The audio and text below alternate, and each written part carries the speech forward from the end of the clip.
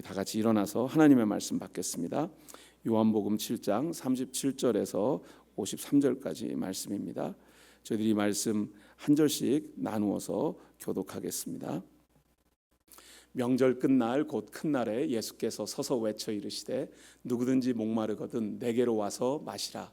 나를 믿는 자는 성경의 이름과 같이 그 배에서 생수의 강이 흘러나오리라 하시니 이는 그를 믿는 자들이 받을 성령을 가리켜 말씀하신 것이라. 예수께서 아직 영광을 받지 않으셨으므로 성령이 아직 그들에게 계시지 아니하시더라. 이 말씀을 들은 무리 중에서 어떤 사람은 이 사람이 참으로 그 선지자라 하며 어떤 사람은 그리스도라 하며 어떤 이들은 그리스도가 어찌 갈릴리에서 나오겠느냐. 성경에 이르기를 그리스도는 다윗의 씨로 또 다윗이 살던 마을 베들레헴에서 나오리라 하지 아니하였느냐 하며 예수로 말미암아 무리 중에서 쟁론이 되니 그 중에는 그를 잡고자 하는 자들도 있으나 손을 대는 자가 없었더라. 아랫사람들이 대제사장들과 바리새인들에게로 오니 그들이 묻되 어찌하여 잡아오지 아니하였느냐. 아랫사람들이 대답하되 그 사람이 말하는 것처럼 말한 사람은 이때까지 없었나이다 하니 바리새인들이 대답하되 너희도 미혹되었느냐. 당국자들이나 바리새인 중에 그를 믿는 자가 있느냐. 율법을 알지 못하는 이 무리는 저주를 받은 자로다. 그 중에 한 사람 곧 전에 예수께 왔던 니고데모가 그들에게 말하되 우리 율법은 사람의 말을 듣고 그 행한 것을 알기 전에 심판하느냐. 그들이 대답하여 이르되 너도 갈릴리에서 왔느냐. 찾아보라 갈릴리에서는 선지자가 나지 못하느니라 하였더라. 오늘 우리에게 주신 하나님의 말씀입니다. 말씀을 주신 하나님께 감사드립니다. 자리에 앉으시겠습니다. 주의 성령께서 오늘 이 시간 우리의 마음을, 우리의 눈을, 귀를, 우리의 영혼을 진리의 말씀 앞에 열게 하옵소서. 주의 성령께서 오늘 이 시간 우리를 하나님의 진리의 말씀 가운데로 인도하여 주옵소서. 부족한 종을 주의 제단에 세우셨으니 말씀과 우리 마음의 묵상이 온전히 하나님의 것 되게 하옵소서. 예수 그리스도의 이름으로 기도드립니다. 아멘.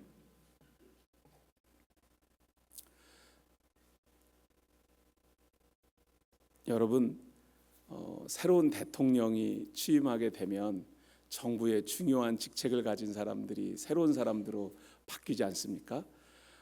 대한민국도 새로운 주한 대사, 그러니까 미국을 대표하는 한국에 있을 주한 대사를 기다리고 있는데 그때까지 주한 대사 대행이 와서 업무를 담당한다고 합니다. 그래서 어떤 사람이 오는지 또 그 사람이 어떤 영향력을 가지게 될지 많은 사람들이 궁금하게 생각합니다. 그런데 여러분 혹시 그런 이야기 들으셨어요? 미국에서 대사가 되려면 돈을 얼마나 내야 되는지? 매간매직하는 것도 아니고 요즘 시대에 돈을 내고 대사가 될 수 있다는 얘기를 들어본 적이 없으셨죠? 네, 저도 사실은 그 말 자체를 맨 처음에는 듣고 설마 그러겠어 라고 생각했는데 그래도 제가 뉴욕타임즈 기사는 믿어야 되지 않을까. 2013년도에 뉴욕타임즈 기사 중에 How much do you have to pay to become U.S. ambassador to a foreign country? 뭐 이런 아티클이 실렸습니다. 실제로. 그래서 각 나라마다 실제로 대통령 후보의 선거운동 시기에 얼마만큼 정치 자금을 지원했는지에 따라 대사가 될 수 있다는 평균 액수를 뽑은 정치학자가 있었습니다. 그런데 그것이 민주당 때만 그랬던 것도 아니고 공화당 때만 그랬었던 것도 아니고 최근 거의 반세기 동안 미국 정치의 공공연한 비밀이었습니다. 실제로 미국을 대표하는 미 대사의 30-40% 정도는 전문적인 외교 관료가 아닌 일반인들이었는데 그 일반인들 중에 정치 자금을 작게는 60만 불에서 많게는 600만 불까지 평균적으로 지원한 사람들이 대사로 대사직을 임명받았다고 합니다. 사실 오바마 대통령 시절에 브루스 에이맨이라고 하는 골드만삭스 시카고 책임자였던 사람이 2014년부터 2017년 캐나다 대사가 됩니다. 그러니까 미국하고 캐나다 관계를 생각하면 굉장히 중요한 나라의 대사잖아요. 그런데 전혀 외교관 경험이 없는 이 사람이 되는데, 이 사람이 갑자기 대사가 된 다음에 골드만삭스에서 같이 일하던 사람들이 아니 우리 회사 상사가 갑자기 어떻게 캐나다 대사가 됐지? 그러고 확인해 봤더니 약 100만 불 정도를 대통령 선거 직접 캠페인한 데 지원했고 200만 불 정도를 팩이라고 하는 선거 캠페인하는 단체에 지원했다고 하더라고요. 그래서 300만 불 정도를 대통령 선거 운동하는데 자금 지원을 하고 나서 캐나다 대사가 됐는데 연봉이 얼마쯤 되는지 아세요? 캐나다 대사 정도 되면 1년에 18만 불 정도 된다 그래요. 이 사람이 3년 동안 대사를 했으니까 뭐 60만 불도 안 되는 돈을 연봉으로 받았으니까 분명히 300만 불 투자해서 60만 불 걷어들이는 장사는 좋은 장사는 아니었던 것 같아요. 그런데 왜 이런 사람들이, 그러면 뭐 재정적으로도 넉넉하고 사회적으로도 자기의 실력을 인정받은 이 사람들이 대사가 되고 싶어 했을까라는 질문을 하게 되는 거죠. 돈을 벌려고 하는 것도 아니고, 그러면 대사를 하지 않으면 그 사람에게 명예가 없는 것도 아닐 텐데 왜 그런 일을, 그런 역할을 맡고 싶어 했을까? 여러분, 70년대 유명한 노래였던 물 좀 줘소라는 노래 기억하세요? 한대수라는 가수가 불렀던 노래입니다. 제가 음치기 때문에 노래를 부르지는 않겠습니다. 여러분을 위해서. 그런데 첫 파트 시작하는데 물 좀 주소, 물 좀 주소, 목마르요, 물 좀 주소, 이렇게 시작합니다. 그런데 이 락 가수였거든요, 한대수 씨가. 그래서 이 노래를 정말 가슴 절절하게 부르는데 노래를 들었던 기억이 저도 있습니다. 80년대. 그런데 그 노래를 들을 때마다 그 물을 달라는 그 간절함, 갈급함이 느껴졌는데 70년대에는 아마 민주주의에 대한 갈급함이, 80년대에도 여전히 독재를 끝내야 된다고 하는 갈급함이 그 시대 젊은이들에게 이 물 좀 주소라고 하는 노래에 공감할 수밖에 없었던 시대를 지나왔던 것 같습니다. 그런데 시대적인 정치적 상황이나 아니면 개인의 명예나 그런 또 아주 개인적인 욕심 때문에 그 갈급함이 있는 것이 아닌, 시간이 좀 지나면 지날수록 내 마음에 어디 그 빈 공간, 채워지지 않는 허전함을 우리들은 여전히 가지고 있습니다. 20대 중반에 제가 결혼했는데요, 결혼만 하면 행복할 줄 알았거든요. 그런데 부부싸움을 좀 하고 나니까 이 사람이 내가 아는 사람인가 라는 질문을 하게 됐어요. 그리고 나서 한 10년쯤 아이 둘 낳고 아이 키우고 정신없이 행복하고 사랑스럽게 가정을 키워나가고 있다고 생각했는데, 어느 날 아내가 제 옆에 누워 있는데 이 사람이 누군가 싶을 때가 있습니다. 이 사람은 정말 30년 전에 만났던 나를 그때 마음처럼 사랑하고 있을까? 우리들 모두에게 갈급함, 갈증이 있습니다. 그래서 그 갈급함과 갈증에 대해서 우리가 이야기할 때 보통 우리는 육체적 갈증을 생각하게 됩니다. 육체적 갈증은 여러분 열심히 운동하거나 아니면 등산하다가 여러분 마실 물이 없었을 때 갈증을 느껴보신 적 있으시죠? 그 육체적 갈증은 무엇을 마시면 해결이 되나요? 물을 마시면 해결이 됩니다. 여러분, 정서적 갈급함이 있습니다. 이 정서적 갈급함은 사실은 설명하는 것이 쉽지 않은데 나의 마음에 빈 공간이 여전히 존재하고 있어서 그 빈 공간이 채워졌으면 하는 그런 마음을 가지고 있는 거죠. 내 앞에 사랑하는 남편, 아내가 있어도 그 빈 공간은 여전히 존재할 때가 많고요.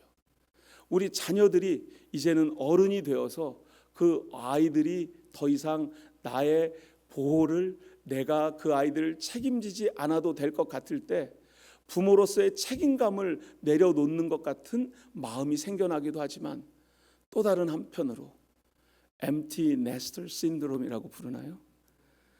자녀들이 내 품을 떠날 때 더 이상 이제 나는 부모로서 우리 아이들을 책임지지 않아도 된다는 자유가 아니라 허전함을 가지게 됩니다.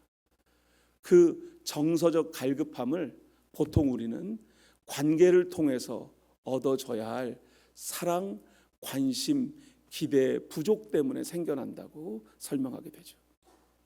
그런데 육체적 갈증과 정서적 갈증은 우리 눈에 보이는 그것들, 물이나 사랑이라고 하는 것, 감정이라고 하는 것으로 채워질 수 있지만 우리 영혼의 갈증은, 갈급함은 어떻게 해결할 수 있을까요? 나와 여러분, 저와 여러분 사이에 정말 우리 안에 있는 우리 영혼 깊이 숨겨져 있는 그 갈급함의 모습이 무엇인지 오늘 말씀을 통해 다시 한번 질문해 보고요. 지난주에 질문했었죠. 나의 목마름은 무엇인가? 내가 정말 목말라 하는 것은 무엇인가? 라고 하는 그 질문에 연속해서 오늘 이 목마름을 해결받을 수 있는 방법은 무엇일까? 말씀을 통해서 확인해 보려고 합니다. 말씀 37절 말씀 함께 읽겠습니다. 시작.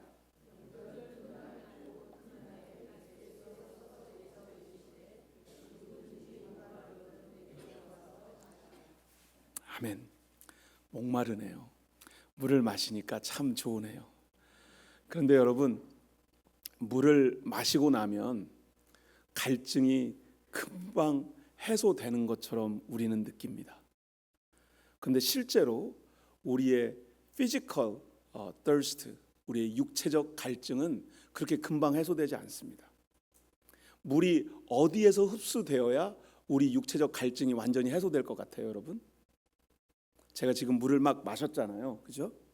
물이 지금은 제가 보여드리려고 마신 겁니다. 그런데 물을 막 마셔서 목젖을 타고 물이 내려가고 있어요. 그러면 실제로는 우리 몸에서 느끼고 있는 갈증이 해결되려면 우리의 대장에 물이 도착해서 대장이 물을 흡수해야 온몸에 수분이 공급된다고 합니다. 그러면 제가 지금 마신 물이 언제쯤 대장에서 흡수가 가능할까요?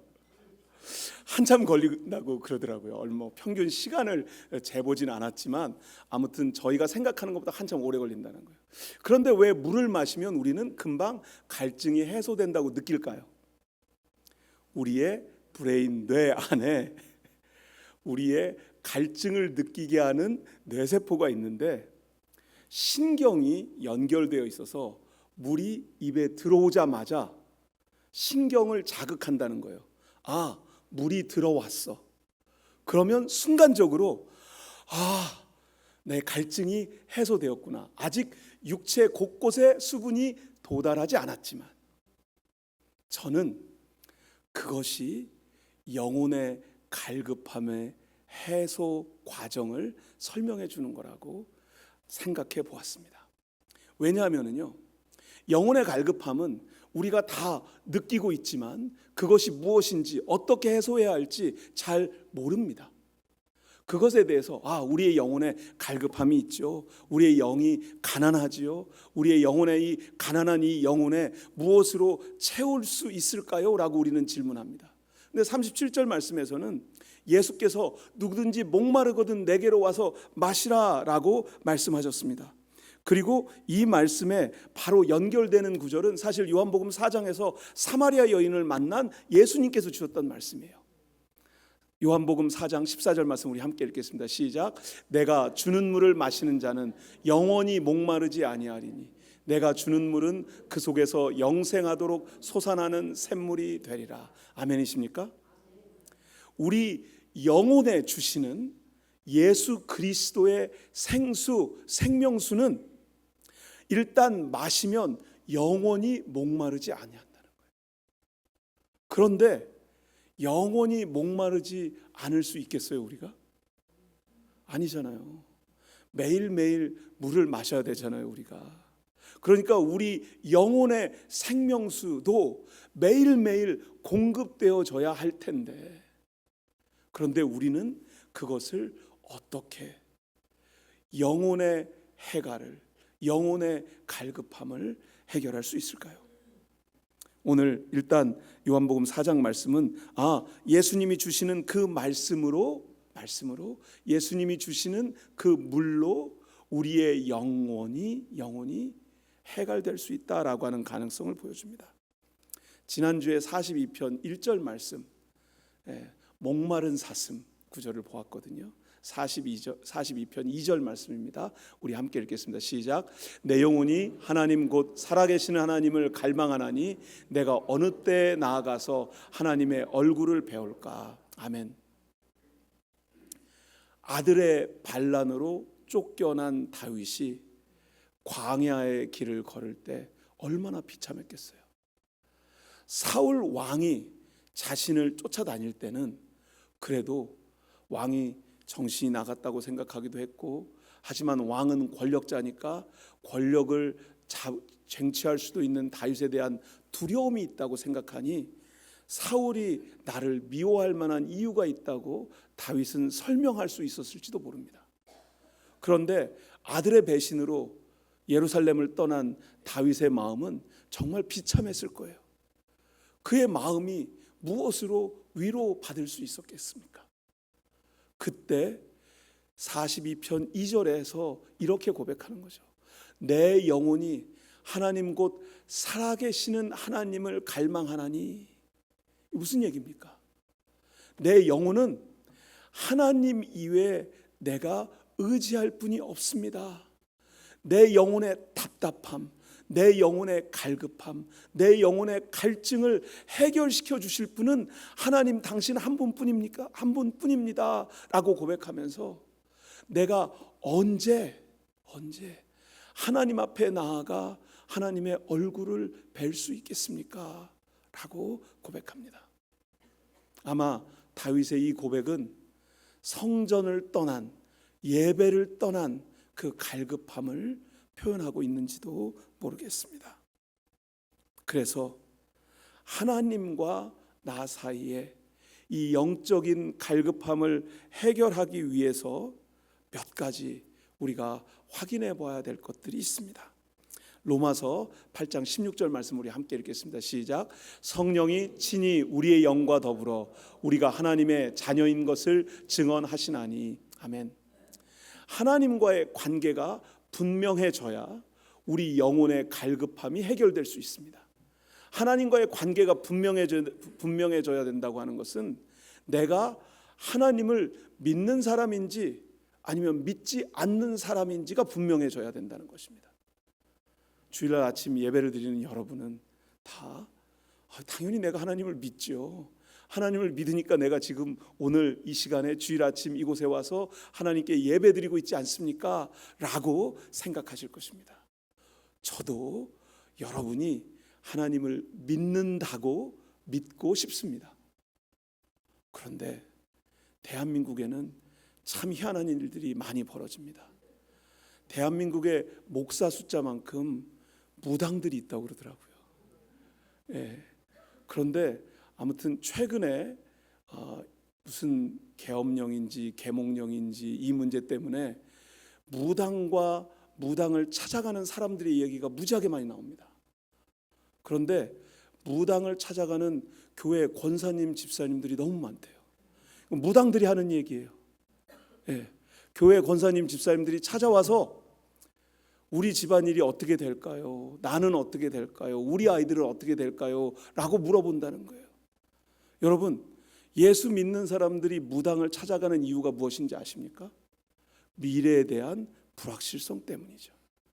그런데 무당을 찾아가면 무당이 내가 잘 모르는 미래에 대해서 알려주고 혹시라도 나에게 불행이 닥쳐올 것 같다면 무당은 뭐 해주는 사람이죠? 굿해주는 사람이에요. 그 문제를 해결해주는 사람이에요. 돈을 내면 나에게 닥쳐올 불행을 피해갈 길을 가르쳐 줄 거라고 생각하는 거예요. 그런데 교회에서는 어떻게 가르치죠? 어려운 문제가 닥쳐오면 하나님께 돈을 내면 그 문제가 해결되나요? 그럼 어떻게 하면 해결이 되죠? 기도하면 문제가 해결되나요? 문제가 해결이 될 때도 있고 그 문제를 이길 힘을 주실 때도 있죠. 그리고 그 문제 앞에서 눈물 흘릴 때, 그리고 좌절하고 실망했을 때 우리를 격려해 주시고 일으켜 주시는 하나님의 은혜를 경험하기도 합니다. 그것을 우리는 은혜라고 합니다. 그래서 하나님을 믿는다고 하는 것은 사실 쉬운 결단이 아니에요. 차라리 무당을 믿는 것이 훨씬 더 쉬운 결단일 수 있습니다. 왜냐하면 문제를 확인해보고 그 문제의 해결책을 찾아보고 내가 돈만 내면 그 불행에서 벗어날 수 있고. 그런데 그 무당들도 절대 자기 자신의 운명을 알지 못한다는 거예요. 그래서 무당들은 또 다른 무당을 찾아가서 자신의 운명을 물어본다는 거예요. 얼마나 우리가 한심한 존재예요. 자기 자신의 운명을 모르는 사람에게 찾아가서 내 운명이 어찌 될 것인가를 질문하는 사람들. 그것이 대한민국 교회의 현실입니다. 다행히 미국에는 무당들이 그렇게 많지는 않아요. 그래서 찾아가고 싶어도 찾아갈 무당이 없죠. 한국말 하는 무당 말고 영어 하는 무당들이 있긴 합니다. 루이지애나 그쪽에 가면. 그리고 콜로라도 덴버 쪽에 가도 산이 높거나 물이 깊은 곳에 가면 귀신의 역사가 강하게 나타나거든요. 정말 그곳에 무당들이 있습니다. 신내림을 경험한 사람들이 있습니다. 그런데 그들과의 관계를 통해 우리의 갈급함이 해결되지 않는다는 거예요.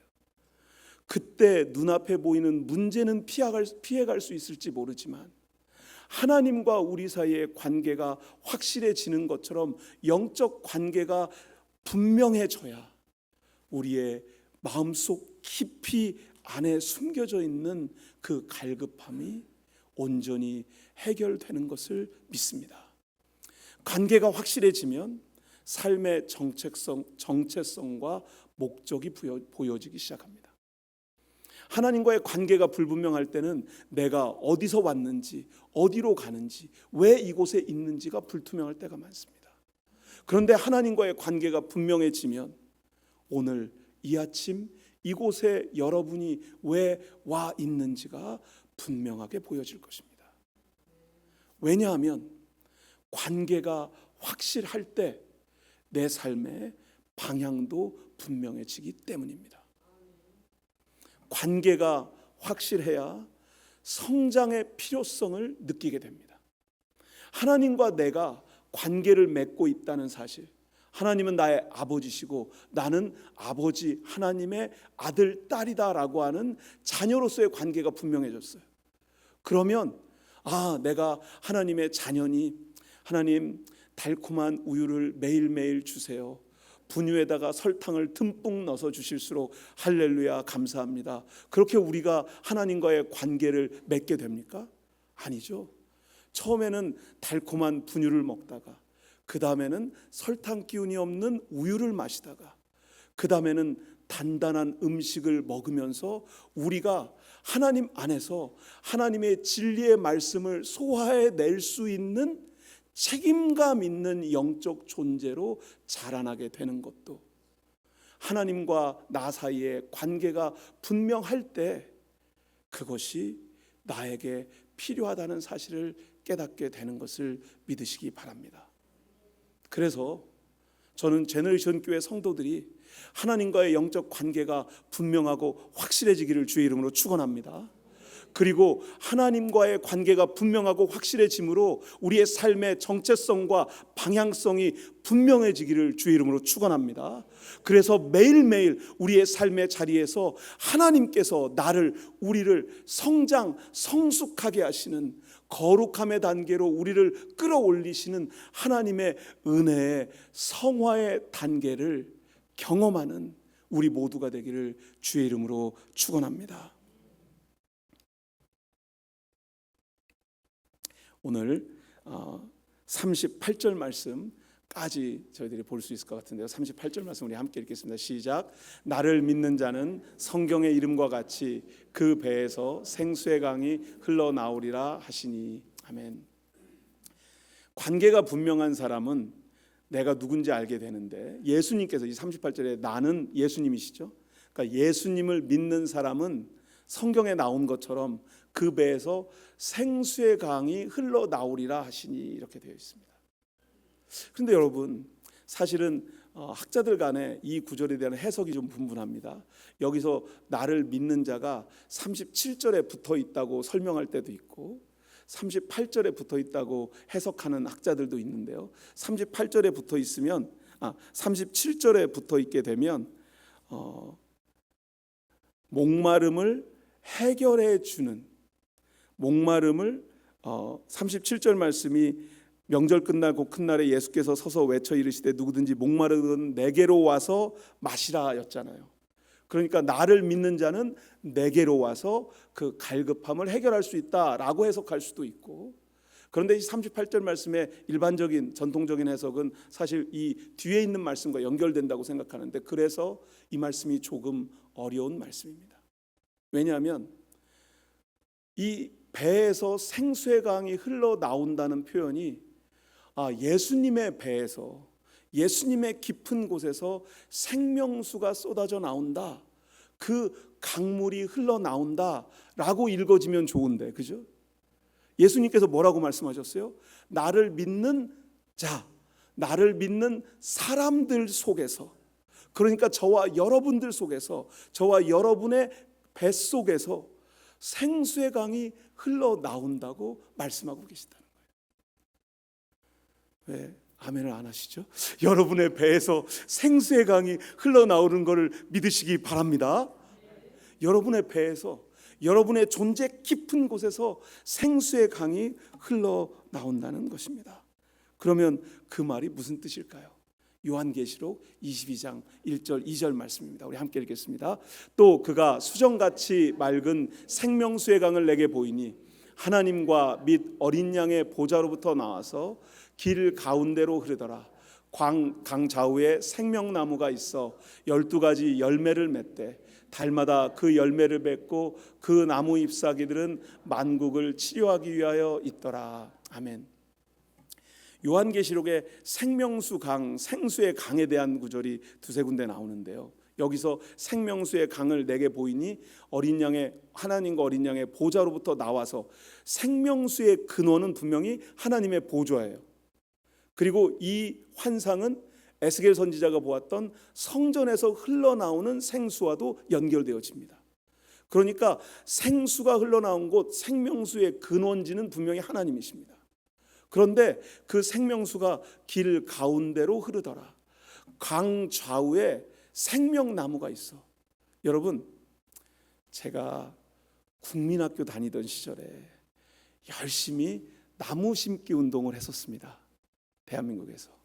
왜냐하면 그 전에는 나무를 베어서 땔감으로 사용해서 산마다 나무가 조금 자랄 만하면 자르고 자랄 만하면 잘라서 그 숲이 그렇게 우거지지 않았거든요. 그런데 사실 식목을 열심히 해서 대한민국의 숲이, 산이 우거진 건 아니래요. 대한민국의 숲이, 산이 어떻게 해서 우거졌는지 아세요? 더 이상 땔감을 나무로 사용하지 않고 연탄 보일러가 도입된 다음에 대한민국의 산이 푸르러지기 시작했대요. 그런데 그 나무가 산에 뿌리 내리고 있으면 홍수를 예방하는 기능이 있다고 하더라고요. 왜냐하면 그 나무는 비가 내렸을 때 나무 뿌리로 물을 최대한 흡수하려고 하는 경향을 가지고 있대요. 그래서 그 나무들이 물을 흡수해서 가지고 있다가 필요할 때 물을 조금씩 내어놓는 거죠. 여러분, 저와 여러분의 배 안에, 우리의 존재 깊은 곳에 생명수가 터져 나오는 놀라운 은혜가 있기를 주의 이름으로 축원합니다. 우리 안에 있는 그 생명수의 에너지가 어떤 12가지 열매를 맺는데요. 달마다 그 열매를 맺는데요. 그리고 그 나무 잎사귀들은 만국을 치료하기 위해 있더래요. 그러니까 무슨 얘기예요?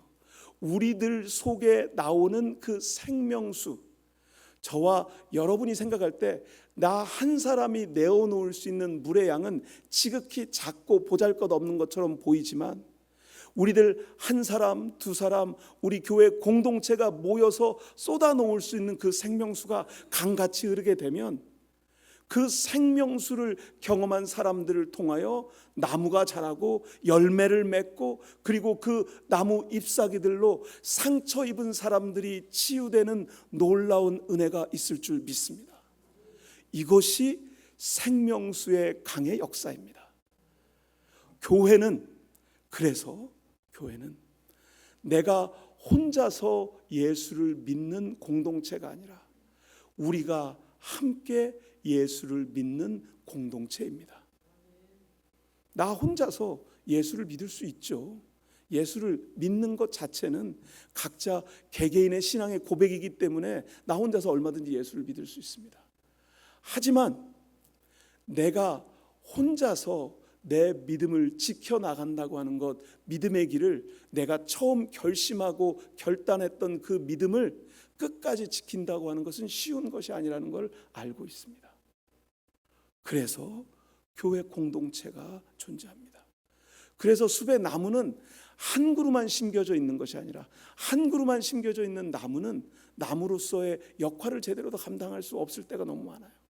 그래서 나무들은 그 나무들 옆에 다른 나무들과 함께 뿌리를 내리고 서로 기대고 서로 격려하고 서로 상처를 입었을 때 보듬어주고 다시 일어설 수 있도록 도와주는 나무들이 되었을 때 숲을 이루게 되고, 그 숲에 있는 많은 나무들을 통해 열매 맺는 놀라운 역사가 있어지게 될 것입니다. 오늘 39절 말씀 다시 한번 읽겠습니다. 이는 그를 믿는 자들이 받을 성령을 가리켜 말씀하신 것이라.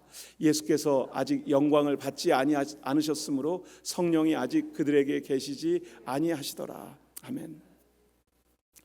우리들 존재 깊은 곳에서 생수의 강이 흘러 넘치려면 어떻게 해야 되나? 도대체 어떤 과정을 통해 우리 안에서 생명수가 쏟아져 나올까는 다음 주에 보겠습니다. 그런데 성령의 역사라는 사실이에요. 성령의 역사라는 사실이에요. 성령께서 저와 여러분 한 사람 한 사람 안에 깊이 담겨 있는 생명수의 원천을 터뜨려 주셔야 우리 안에 그 생명의 역사가 시작된다는 것입니다. 그래서 생수의 강이 우리의 뱃속에서 흘러나오게 되는데, 이는 그를 믿는 자들이 받을 성령을 가리켜 말씀하신 것이라. 아멘이십니까?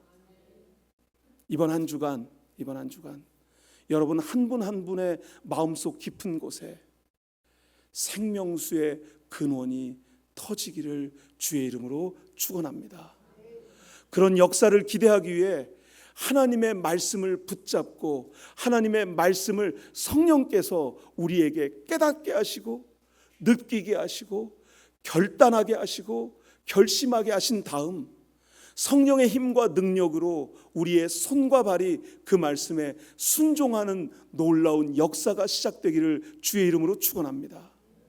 그 진리의 말씀에 한 발자국 들어가게 될 때, 그 진리의 말씀 안으로 우리가 더 들어가려고 씨름하고 노력할 때 성령께서 역사하시는 것을 믿습니다. 그 생수의 강이 터져 나올 것입니다. 제너레이션 교회를 통하여, 여러분의 삶을 통하여, 여러분이 읽고 묵상하고 씨름하는 그 말씀을 통하여 생수의 강이 터져나오는 놀라운 역사가 여러분의 가슴으로부터, 여러분의 마음 깊은 곳으로부터, 여러분의 존재의 저 깊은 곳에서 쏟아져 나오는 그 생명수가 여러분의 남편을, 아내를, 여러분의 자녀들을, 우리 교회 공동체를 생명의 능력으로 치유하는 놀라운 생명수가 되기를 간절히 기도합니다. 기도하겠습니다. 하나님, 갈급한 우리의 영혼을 하나님의 말씀으로 채워 주옵소서. 그 말씀을 읽고 묵상할 때 하나님의 영 성령께서 우리의 영혼을 깨우시고 우리의 영을 일으켜 주셔서 우리의 존재 깊은 곳에 묶여 있는 우리의 영을 자유케 하여 주옵소서. 그래서 우리 안에서 쏟아져 나오는 그 생명수의 능력을 사랑하는 남편과 아내, 사랑하는 우리 아이들과 우리 사랑하는 교회 식구들과 함께 나눌 수 있는, 아니 여기 건물로 채워져 있는 우리의 교회 공동체가 아니라 우리의 건물, 우리의 공동체 바깥에 있는 우리 이웃들에게도 이 생명수의 능력을 전할 수 있는 우리 모두가 되게 하여 주옵소서. 말씀으로 이 땅에 오신 예수님 이름으로 기도합니다. 아멘.